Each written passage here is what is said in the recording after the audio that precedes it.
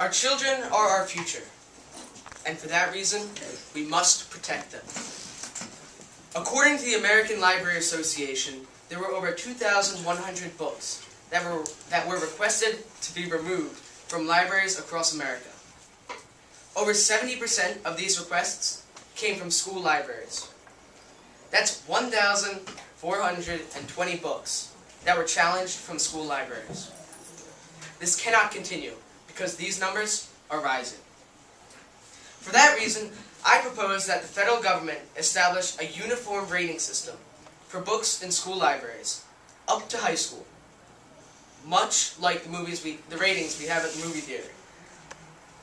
This is for the sole reason to regulate censorship in our nation. As I said before, we have to protect our future children, but we must allow them room to grow and experience literature for themselves. Some people suggest this will violate our freedom of speech, but it won't. Let's be honest. Do we want a third grader to read a book like Sex Game, the Red Edition? No. Instead of choosing between total censorship or none at all, we can choose the middle ground and, as Hannah Montana put it, have the best of both worlds. This is what a federal rating system will do. A rating system that will do three important things. Uniformly protect our children. Allow librarians to help kids learn instead of reading and reviewing encyclopedias. And finally, stop the outrageous reasons parents give for censoring books. Censorship has been going on since books have been published. In the Roman Empire, Plato, a decorated Roman philosopher, states, "The poet shall compose nothing contrary to the ideas of the lawful and just and good, which are allowed in the state. Nor shall he be permitted to show his compositions to any private individual, until he have shown them to the appointed censors and guardian of the law, and they are satisfied with them." From the fall of the Roman Empire to the time of the birth of our nation with the Alien and Sedition Acts, censorship continued. The Alien and Sedition Acts banned all writing against the government.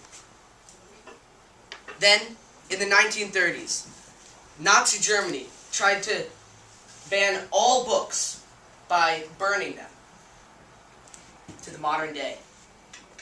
From 2005 to 2006, instances of book banning have increased 30%. 30%. That's 1 year. We cannot keep the status quo, lest we live in a world with no writing at all. Mohandas Gandhi puts it best. You don't have to burn books to destroy a culture. Just get people to stop reading them. First, we need this system to protect every child uniformly. Right now, every school library has differing amounts of censorship. For instance, our library has books that, according to Mrs. Murray, the head librarian, she chooses based on reviews she has read about them. A loose grouping of librarians statewide does these reviews. These reviews are purely subjective and vary from state to state, with some states not having any sort of review board at all. In addition, cases occur where the censors, be it a review board or a school board, may not even read the book before they decide to stifle their children's future. For example, in Graves County, Kentucky, the school board banned the book As I Lay Dying by William Faulkner from its library shelves because of 7 passages which, quote, used curse words such as bastard, goddamn, and son of a bitch. When investigated, it was found that the board had not even read the book. Instead, they relied on the current system of review. Now, if a high schooler in Upper Dublin wanted to read this book, he could. This is the sort of unequal protection we have for our future nationwide. Is this the way we want our future to be? Second, a federal review board with dedicated reviewers would give librarians more time to help kids, as well as do their jobs. When I spoke with Mrs. Murray, she had over 15 books that she had to review by the end of the month. Of those 15 books, 5 were encyclopedias. Have any of you ever read an encyclopedia? It takes a long time. But where's she going to find time to read these books? I'll tell you. During the school day.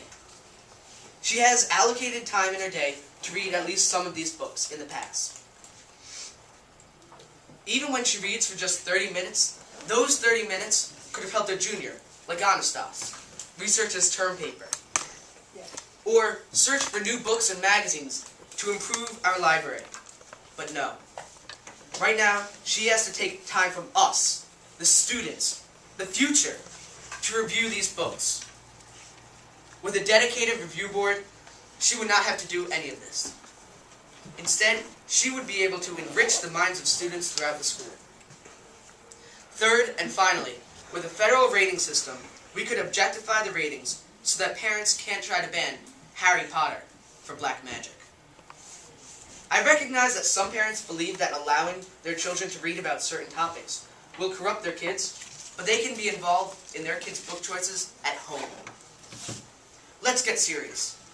Banning a book because it's anti-Christian, which is what the Island Trees School District in Long Island did, goes against our fundamental separation of church and state. Also, it claims books were just plain filthy. Who decides what's filthy?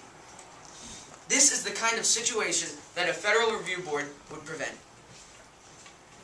As I have stated before, I have witnessed the necessity of creating this federal review board.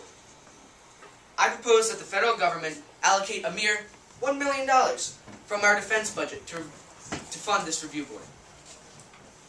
Also, this board must be given rights, much akin to the Food and Drug Administration, with every book published required to submit a copy to the board for review.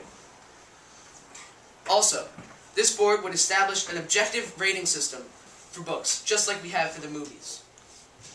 Keep in mind that these ratings are only strong suggestions to help make librarians' lives easier, not lists set in stone. Some people might say, what's wrong with the current system? Or, how can I propose spending when we are in the so-called Great Recession? I have only one answer for them. Our children. The future.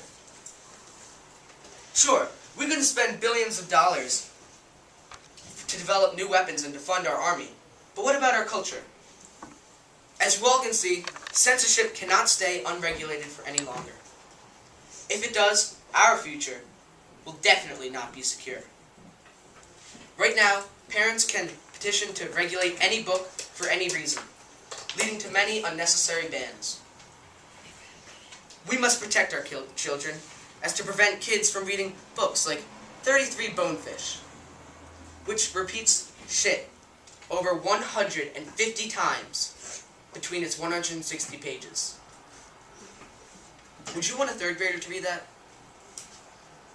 I urge you all to write to our Congresswoman, Allison Schwartz, to make this committee today. Also, I implore all of you to please spread the word about this issue to your friends and family. I know I want to protect the future. Do you?